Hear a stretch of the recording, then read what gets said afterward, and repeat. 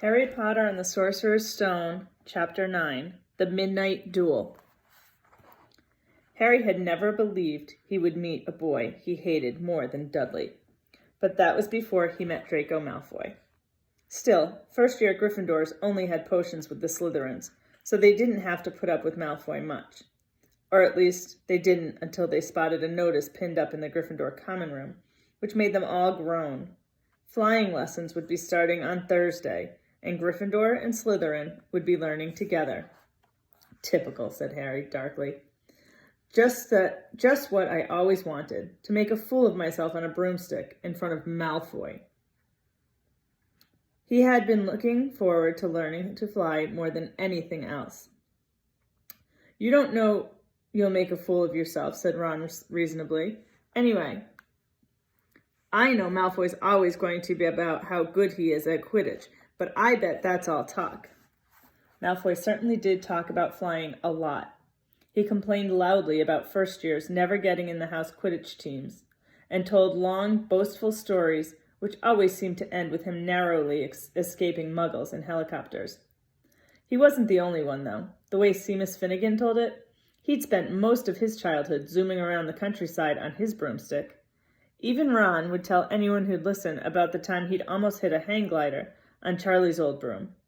Everyone from wizarding families talked about Quidditch constantly. Ron had already had a big argument with Dean Thomas, who shared their dormitory, about football. Ron couldn't see what was exciting about a game with only one ball where no one was allowed to fly. Harry had caught Ron prodding Dean's poster of West Ham football team, trying to make the players move. Neville had never been on a broomstick in his life because his grandmother had never let him near one. Privately, Harry felt she'd had good reason, because Neville managed to have an extraordinarily large number of accidents, even with both feet on the ground. Hermione Granger was almost as nervous about flying as Neville was. This was something you couldn't learn by heart out of a book. Not that she hadn't tried. At breakfast on Thursday, she bored them all stupid with flying tips she's got out of a library book called Quidditch Through the Ages. Neville was hanging on to her every word, desperate for anything that might help him hang on to his broomstick later. But everybody else was very pleased when Hermione's lecture was interrupted by the arrival of the post. Harry hadn't had a single letter since Hagrid's note, something that Malfoy had been quick to notice, of course. Malfoy's eagle was always bringing him packages of sweets from home, which he opened gloatingly at the Slytherin table. A barn owl brought Neville a small package from his grandmother. He opened it excitedly and showed them a glass ball, the size of a large marble, which seemed to be full of white smoke. It's a Remembrall, he explained. Gran knows I forget things. This tells you if there's something you've forgotten to do. Look, you hold it tight like this, and if it turns red... Oh, his face fell because the Remembrall had suddenly glowed scarlet. You've forgotten something. Neville was trying to remember what he'd forgotten when Draco Malfoy, who was passing the Gryffindor table, snatched the Remembrall out of his hand. Harry and Ron jumped to their feet. They were half hoping for a reason to fight Malfoy, but Professor McGonagall, who could spot trouble quicker than any teacher in the school, was there in a flash. What's going on? Malfoy's got my Remembrall, Professor. Scowling, Malfoy quickly dropped the Remembrall back on the table. Just looking, he said, and he sloped away with Crabbe and Goyle behind him. At 3:30 that afternoon, Harry and Ron and the other Gryffindors hurried down the front steps into the grounds for their first flying lesson. It was a clear, breezy day, and the grass rippled under their feet as they marched down the sloping lawns towards a smooth lawn on the opposite side of the grounds to the Forbidden Forest, whose trees were swaying darkly in the distance. The Slytherins were already there, and so were 20 broomsticks lying in neat lines on the ground. Harry had heard Fred and George Weasley complain about the school brooms, saying that some of them started to vibrate if you flew too high, or always flew slightly to the left. Their teacher, Madame Hooch, arrived. She had short gray hair and yellow eyes like a hawk. Well, what are you all waiting for? She barked. Everyone, stand by a broomstick. Come on, hurry up. Harry glanced down at his broom. It was old, and some of the twigs stuck out at odd angles. "Stick out your right hand over your broom," called Madam Hooch at the front, "and say, 'Up!'" "Up!" everyone shouted. Harry's broom jumped into his hand at once, but it was one of the few that did. Hermione Granger's had simply rolled over on the ground, and Neville's hadn't moved at all. Perhaps brooms, like horses, could tell when you were afraid, thought Harry. There was a quiver in Neville's voice that said only too clearly that he wanted to keep his feet on the ground. Madam Hooch then showed them how to mount their brooms without sliding off the end, and walked up and down the rows, correcting their grips. Harry and Ron were delighted when she told Malfoy he'd been doing it wrong for years. "Now, when I blow my whistle, you kick off from the ground hard," said Madam Hooch. "Keep your brooms steady, rise a few feet, and then come straight back down by leaning forward slightly. On my whistle, 3, 2... But Neville, nervous and jumpy and frightened of being left on the ground, pushed off hard before the whistle had touched Madam Hooch's lips. "Come back, boy!" she shouted, but Neville was rising straight up like a cork shot out of a bottle. 12 feet, 20 feet. Harry saw his scared white face look down at the ground, falling away. Saw him gasp, slip sideways off the broom, and wham! A thud and a nasty crack, and Neville lay face down on the grass in a heap. His broomstick was still rising higher and higher, and started to drift lazily towards the forbidden forest and out of sight. Madam Hooch was bending over Neville, her face as white as his. "Broken wrist," Harry heard her mutter. "Come on, boy. It's all right. Up you get." She turned to the rest of the class. "None of you is to move while I take this boy to the hospital wing. You leave those brooms where they are, or you'll be out of Hogwarts before you can say Quidditch. Come on, dear." Neville, his face tear-streaked, clutching his wrist, hobbled off with Madam Hooch, who had her arm around him. No sooner were they out of earshot than Malfoy burst into laughter. "Did you see his face, the great lump?" The other Slytherins joined in. "Shut up, Malfoy," snapped Parvati Patil. "Ooh, sticking up for Longbottom," said Patsy Parkinson, a hard-faced Slytherin girl. "Never thought you'd like a fat little crybaby, Parvati." "Look," said Malfoy, darting forward and snatching something out of the grass. "It's that stupid thing Longbottom's Gran sent him." The Remembrall glittered in the sun as he held it up. "Give that here, Malfoy," said Harry quietly. Everyone stopped talking to watch Malfoy smile nastily. "I think I'll leave it somewhere for Longbottom to collect. How about up a tree?"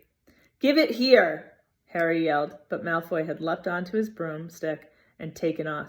He hadn't been lying. He could fly well. Hovering level with the topmost branches of an oak, he called, "Come and get it, Potter." Harry grabbed his broom. "No!" shouted Hermione Granger. "Madam Hooch told us not to move. You'll get us all into trouble." Harry ignored her. Blood was pounding in his ears. He mounted the broom and kicked hard against the ground. And up he soared. Air rushed through his hair, and his robes whipped out behind him. And in a rush of fierce joy, he realized he'd found something he could do without being taught. This was easy. This was wonderful. He pulled his broomstick up a little to take it even higher, and heard screams and gasps of girls back on the ground, and an admiring whoop from Ron. He turned his broomstick sharply to face Malfoy in midair. Malfoy looked stunned. "Give it here, Malfoy," Harry called, "or I'll knock you off that broom." "Oh, yeah?" said Malfoy, trying to sneer, but looking worried. Harry knew somehow what to do. He leaned forward and grasped the broom tightly in both hands, and it shot toward Malfoy like a javelin. Malfoy only just got out of the way in time. Harry made a sharp turn and held the broom steady. A few people below were clapping. "No, Crabbe and Goyle up here to save your neck, Malfoy," Harry called.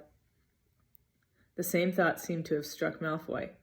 "Catch it if you can, then," he shouted, and he threw the glass ball high into the air and streaked back toward the ground. Harry saw, as though in slow motion, the ball rise up in the air and then start to fall.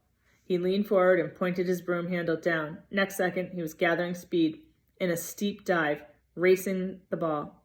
Wind whistled in his ears, mingled with the screams of people watching. He stretched out his hand. A foot from the ground, he caught it, just in time to pull his broom straight, and he toppled gently onto the grass with the Remember-All clutched safely in his hand.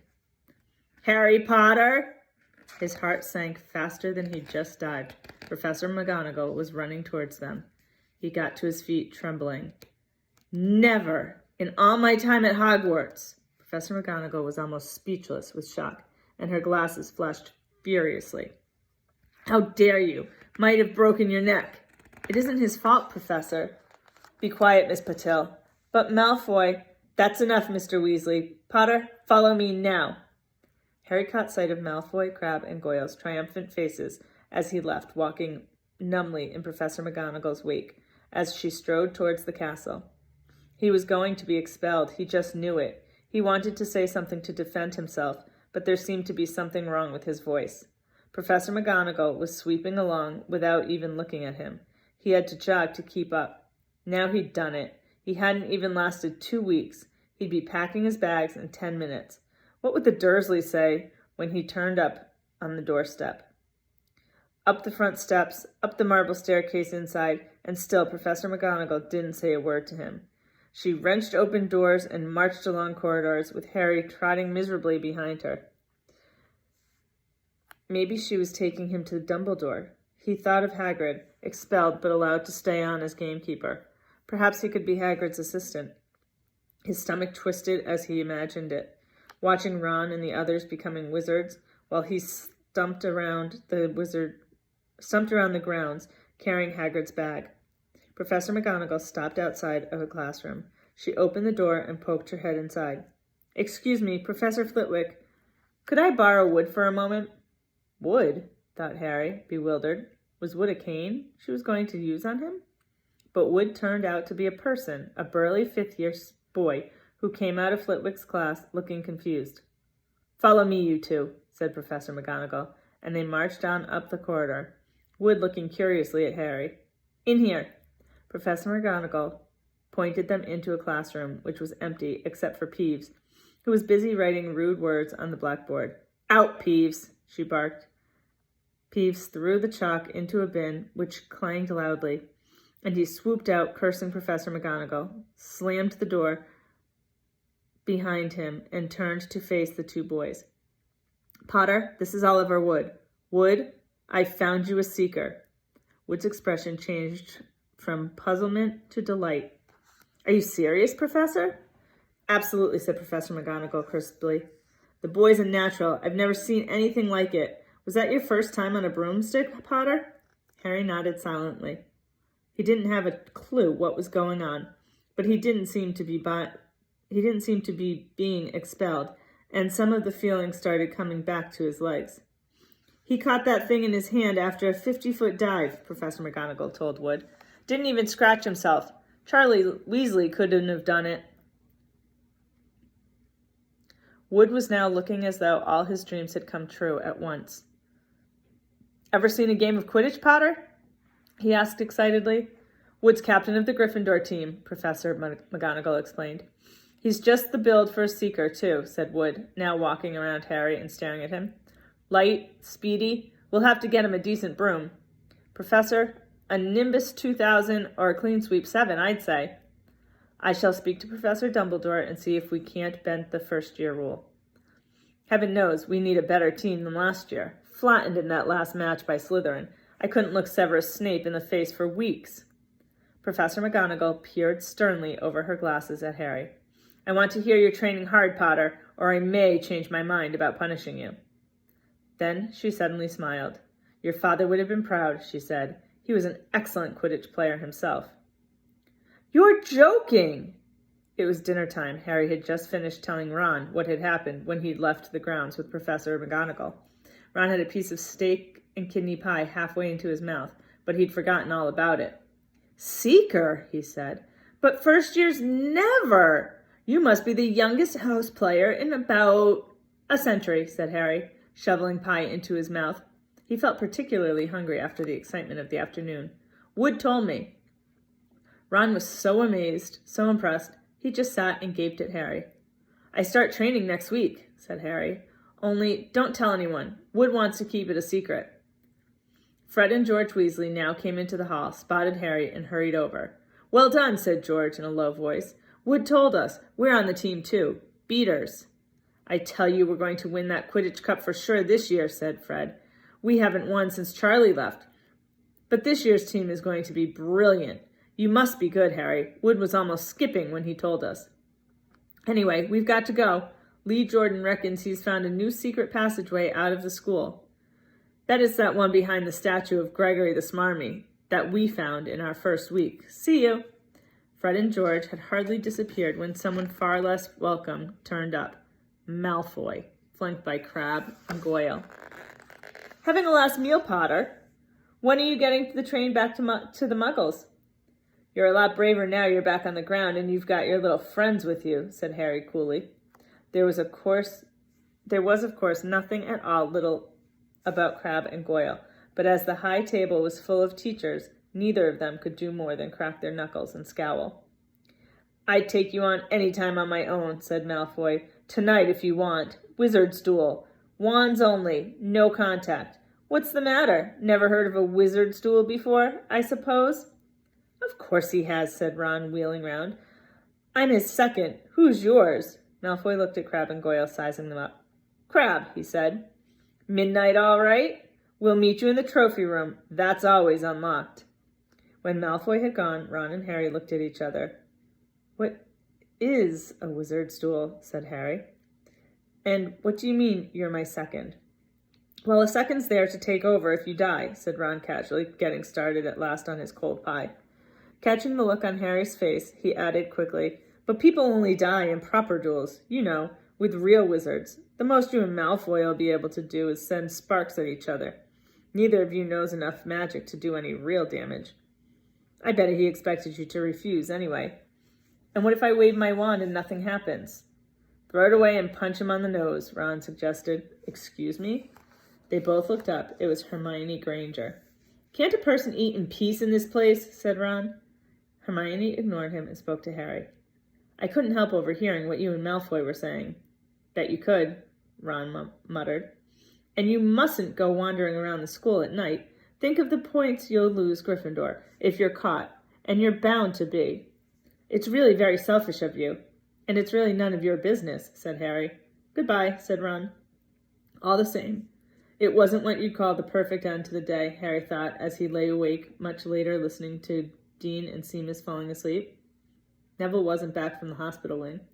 Ron had spent all evening giving him advice such as, "If he tries to curse you, you'd better dodge it, because I can't remember how to block them." There was a very good chance they were going to get caught by Filch or Mrs. Norris, and Harry felt he was pushing his luck, breaking another school rule today. On the other hand, Malfoy's sneering face kept looming out of the darkness. This was his big chance to beat Malfoy, face to face. He couldn't miss it. 11:30, Ron muttered at last. "We'd better go." They pulled on their dressing gowns, picked up their wands, and crept across the tower room, down the spiral staircase, and into the Gryffindor common room. A few embers were still glowing in the fireplace, turning all the armchairs into hunched black shadows. They had almost reached the portrait hole when a voice spoke from the chair nearest them. "I can't believe you're going to do this, Harry." A lamp flickered on. It was Hermione Granger, wearing a pink dressing gown and a frown. "You," said Ron furiously, "go back to bed." "I almost told your brother," Hermione snapped. "Percy, he's a prefect. He'd put a stop to this." Harry couldn't believe anyone could be so interfering. "Come on," he said to Ron, pushing open the portrait of the fat lady, and climbed through the hole. Hermione wasn't going to give up that easily. She followed Ron through the portrait hole, hissing at them like an angry goose. "Don't you care about Gryffindor? Do you only care about yourselves? I don't want Slytherin to win the House Cup, and you'll lose all the points I got from Professor McGonagall for knowing about switching spells." "Go away." "All right, but I warned you. You just remember what I said when you're on the train home tomorrow." "You're so..." But what they were, they didn't find out. Hermione had turned to the portrait of the fat lady to get back inside, and found herself facing an empty painting. The fat lady had gone on a nighttime visit, and Hermione was locked out of Gryffindor Tower. Now what am I going to do? She asked shrilly. That's your problem, said Ron. We've got to go. We're going to be late. They hadn't even reached the end of the corridor when Hermione caught up with them. I'm coming with you, she said. You are not.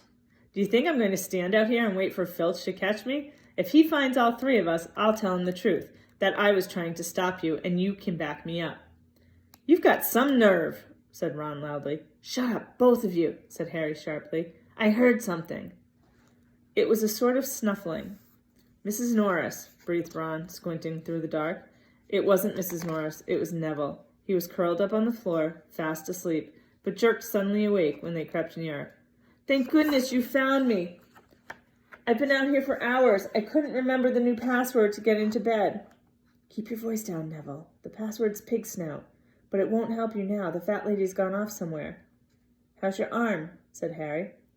Fine, said Neville, showing them. Madame Pomfrey mended it in about a minute. Good. Well, look, Neville, we've got to go. We've got to be somewhere. We'll see you later. Don't leave me, said Neville, scrambling to his feet. I don't want to stay here alone. The Bloody Baron's been passed twice already. Ron looked at his watch and then glared furiously at Hermione and Neville. If either of you get us caught, I'll never rest until I've learned the curse of the bogies Quirrell told us about and use it on you. Hermione opened her mouth, perhaps to tell Ron exactly how to use the curse of the bogies, but Harry hissed at her to be quiet and beckoned them all forward. They flitted along the corridors, striped with bars of moonlight from the high windows. At every turn, Harry expected to run into Filch or Mrs. Norris, but they were lucky. They sped up a staircase to the third floor and tiptoed towards the trophy room. Malfoy and Crabbe weren't there yet. The crystal trophy cases glimmered where the moonlight caught them. Cups shielded plates and statues winked silver and gold in the darkness. They edged along the walls, keeping their eyes on the doors at either end of the room. Harry took out his wand in case Malfoy leapt in and started at once. The minutes crept by. He's late. Maybe he's chickened out, Ron whispered. Then a noise in the next room made them jump. Harry had only just raised his wand when they heard someone speak, and it wasn't Malfoy. Sniff around, my sweet. They might be lurking in a corner. It was Filch speaking to Mrs. Norris. Horror-struck, Harry waved madly at the other three to follow him, and as quickly as possible, they scurried silently toward the door, away from Filch's voice. Neville's robes had barely whipped around the corner when they heard Filch enter the trophy room. They're in here somewhere, they heard him mutter. Probably hiding. This way, Harry mouthed to the others, and petrified they began to creep down a long gallery full of suits of armor. They could hear Filch getting nearer. Neville suddenly let out a frightened squeak and broke into a run.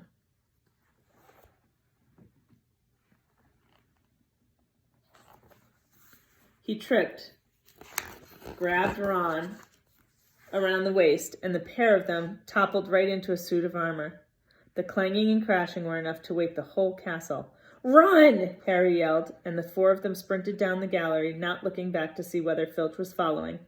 They swung around the doorpost and galloped down one corridor, then another. Harry in the lead, without any idea where they were or where they were going. They ripped through a tapestry and found themselves in a hidden passageway, hurtled along it, and came out near the Charms classroom, which they knew was miles from the trophy room. I think we've lost him, Harry panted, leaning against the cold wall and wiping his forehead. Neville was bent double, wheezing and spluttering. I told you, Hermione gasped, clutching at the stitch in her chest. I told you. We've got to get back to Gryffindor Tower, said Ron, quickly as possible. Malfoy tricked you, Hermione said to Harry. You realize that, don't you? He was never going to meet you. Filch knew someone was going to be in the trophy room. Malfoy must have tipped him off. Harry thought she was probably right, but he wasn't going to tell her that. Let's go. It wasn't going to be that simple. They hadn't gone more than a dozen paces when a doorknob rattled, and something came shooting out of the classroom in front of them. It was Peeves. He caught sight of them and gave a squeal of delight. Shut up, Peeves, please. You'll get us thrown out. Peeves cackled. Wandering around at midnight, ickle firsties? Tut, tut, tut. Naughty, naughty. You'll get caughty. Not if you don't give us away. Peeves, please. Should tell Filch I should, said Peeves in a saintly voice, but his eyes glittered wickedly. It's for your own good, you know. Get out of the way, snapped Ron, taking a swipe at Peeves. This was a big mistake. Students out of bed, Peeves bellowed. Students out of bed! Down the charms corridor! Ducking under Peeves, they ran for their lives, right to the end of the corridor, where they slammed into a door, and it was locked. This is it, Ron moaned, as they pushed helplessly at the door. We're done for. This is the end. They could hear footsteps, Filch running as fast as he could towards Peeves' shouts. Oh, move over, Hermione snarled. She grabbed Harry's wand, tapped the lock, and whispered, Alohomora. The lock clicked, and the door swang open. They piled through it, shut it quickly, and pressed their ears against it, listening. Which way did they go, Peeves? Filch was saying. Quick, tell me. Say please. Don't mess me about, Peeves. Now where are they? Shan't say nothing if you don't say please, said Peeves in his annoying singing voice. All right, please. Nothing. Ha ha ha. Told you I wouldn't say nothing if you didn't say please. Ha ha ha. And they heard the sound of Peeves whooshing away and Filch cursing in rage. He thinks this door is locked, Harry whispered. I think we'll be okay. Get off, Neville. For Neville had been tugging on the sleeve of Harry's dressing gown for the last minute. What? Harry turned around and saw quite clearly what. For a moment, he wasn't sure he'd walked into an... He wasn't sure... For a moment, he was sure he'd walked into a nightmare. This was too much, on top of everything that had happened so far. They weren't in a room, as he had supposed. They were in a corridor, the forbidden corridor on the 3rd floor, and now they knew why it was forbidden. They were looking straight into the eyes of a monstrous dog, a dog which filled the whole space between ceiling and floor. It had 3 heads, 3 pairs of rolling mad eyes, 3 noses, twitching and quivering in their direction, 3 drooling mouths, saliva hanging in slippery ropes from yellowish fangs. It was standing quite still, all 6 eyes staring at them, and Harry knew that the only reason they weren't already dead was that their sudden appearance had taken it by surprise. But it was quickly getting over that. There was no mistaking that those thunderous growls meant. Harry groped for the doorknob. Between Filch and death, he'd take Filch. They fell backwards. Harry slammed the door shut, and they ran. They almost flew back down the corridor. Filch must have hurried off to look for them somewhere else, because they didn't see him anywhere. But they hardly cared. All they wanted to do was put as much space as possible between them and that monster. They didn't stop running until they reached the portrait of the fat lady on the 7th floor. Where on earth have you all been? She asked, looking at their dressing gowns hanging off their shoulders and their flushed, sweaty faces. Never mind that. Pig snout, panted Harry, and the portrait swung forward. They scrambled into the common room and collapsed, trembling, into armchairs. It was a while before any of them said anything. Neville, indeed, looked as if he'd never speak again. What do you think they're doing, keeping a thing like that locked up in a school? Said Ron finally. If any dog needs exercise, that one does. Hermione had got both her breath and her bad temper back again. You don't use your eyes, any of you, do you? She snapped. Didn't you see what it was standing on? The floor? Harry suggested. I wasn't looking at its feet. I was too busy with its heads. No, not the floor. It was standing on a trap door. It's obviously guarding something. She stood up, glaring at them. I hope you're pleased with yourselves. We could all have been killed, or worse, expelled. Now, if you don't mind, I'm going to bed. Ron stared after her, his mouth open. No, we don't mind, he said. You'd think we dragged her along, wouldn't you?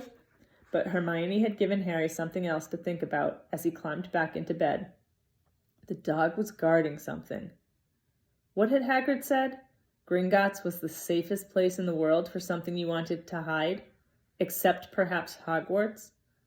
It looked as though Harry had found out where the grubby little package from Vault 713 was. And that is the end of Chapter 9, The Midnight Duel. In your journal for today, I would like you to write whether or not you would have tried to go meet Malfoy for the duel, or if you would have stayed in your bed. See you tomorrow.